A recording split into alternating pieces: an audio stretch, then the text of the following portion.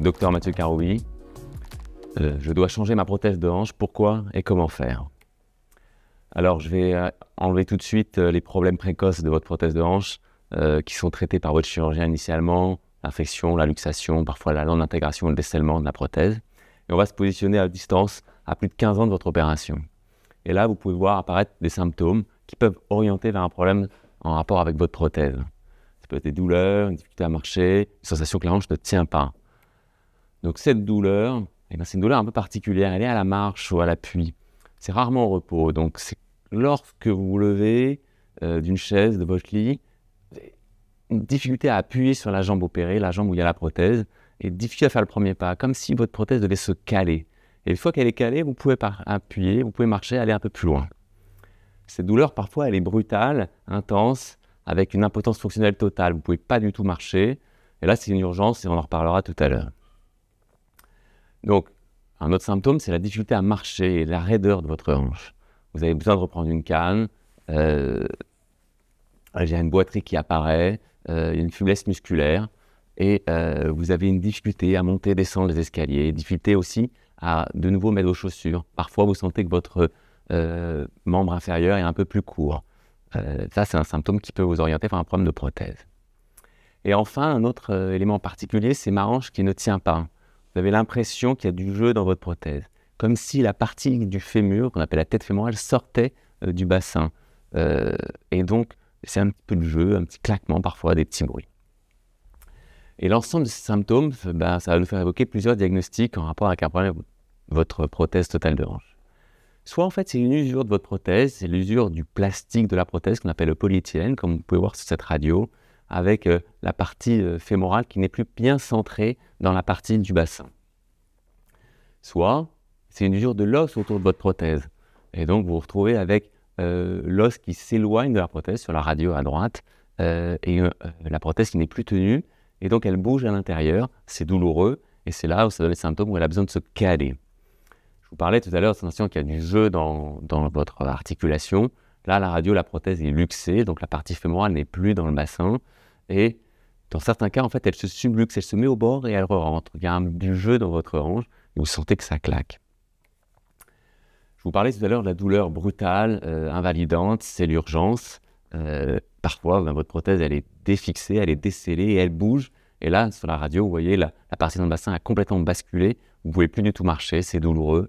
Et là, il faut consulter en urgence pour qu'on remette votre prothèse en place. La même radio que tout à l'heure, la prothèse est luxée, elle ne revient pas dans sa logette. Et bien là, vous êtes très douloureux, vous ne pouvez pas marcher. Et il faut absolument qu'on vous opère pour remettre en place le fémur sous le bassin. Enfin, dans de rares cas, vous pouvez avoir une fracture autour de votre prothèse. Là, c'est une fracture du fémur autour de la tige fémorale. En fait, elle était usée, il y avait un os qui se raréfiait.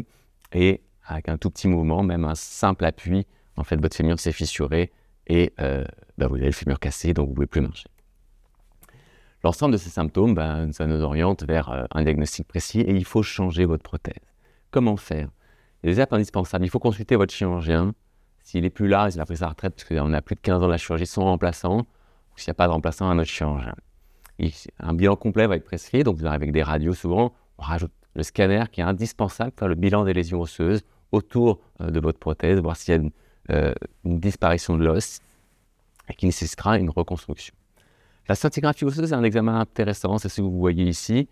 Ça nous permet de préciser encore plus le diagnostic et de l'orienter complètement. C'est-à-dire qu'on avait l'impression que le problème était uniquement au niveau du bassin et la scintigraphie montre qu'il y a une anomalie aussi au niveau du fémur. Et donc, il faudra changer les deux parties de la prothèse. Et donc, ces examens complémentaires nous permettent de planifier votre prise. Est-ce qu'on va changer complètement votre prothèse ou partiellement? Est-ce qu'on va associer une synthèse chirurgicale? Est-ce qu'il faudra faire une greffe osseuse? Tous ces éléments pourront être faits. La reprise. Les objectifs, c'est vous redonner effectivement une récupération fonctionnelle et une autonomie complète, supprimer vos douleurs et vous redonner la mobilité que vous aviez perdue. C'est important, cette préparation préopératoire avec les anesthésistes. Il faudra anticiper une opération qui sera longue et donc il faudra prévenir le risque de saignement et de transfusion. Et bien sûr, on vous donnera une information claire, précise sur les risques et les résultats que vous pouvez obtenir. La technique chirurgicale, je vais dire vite fait, soit on fait un changement partiel de votre prothèse avec éventuellement une greffe osseuse. Je vous montre la radio de tout à l'heure où la prothèse a basculé et on voit effectivement le cotyle qui qui est incliné. Et là, on fait une reconstruction avec une greffe. Et vous voyez une synthèse avec des vis. Et la prothèse est maintenant parfaitement en place. Dans d'autres cas, il faut changer complètement la prothèse. Là, c'est un petit peu subtil pour voir ce qui se passe. Mais en fait, la partie fémorale, elle est complètement décellée, elle s'est enfoncée.